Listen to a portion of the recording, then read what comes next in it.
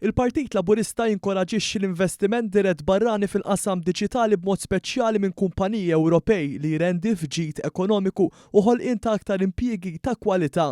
Dan innotaw id-deputat mexxej għall affarijiet tal-Partit Alex Agius Saliba u l-kap eżekuttiv Leonid McKay meta ltaqgħu ma' delegazzjoni mill-kumpanija Taljana TIM li mill-qasam tat-telekomunikazzjoni matul is-snin espandiet għall-qasam diġitali u stabbilixxiet ruħha bħala waħda mill-akbar kumpaniji f'dan is-settur.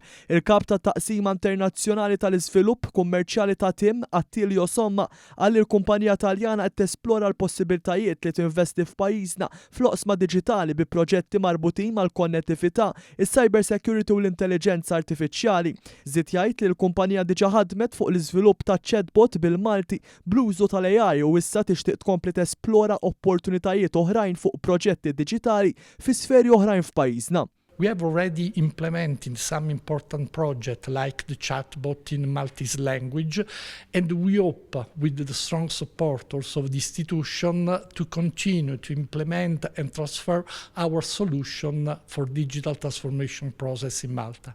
Id-deputat mexxej Laburista Alex Agius Saliba refera l-ambizzjonijiet li għandu l-Gvern Laburista biex pajjiżna jkompli bil-qalba diġitali anke ta' servizzi governattivi. Nkomplu noħolqu aktar u aktar xogħlijiet ta' kwalità għal Maltin u għal Lawċin b'investimenti differenti illi jixtiequ jagħmlu f'setturi differenti. U allura llum qegħdin hawnhekk kellna laqgħa interessanti ħafna fejn tkellimna magħhom dwar l-ambizzjonijiet illi għandna bħala Gvern Laburista sabiex naraw illi t-trasformazzjoni diġitali tkun waħda b'saħħitha, imma tkun waħda b'saħħitha billi toħloq xogħlijiet ta' kwalità.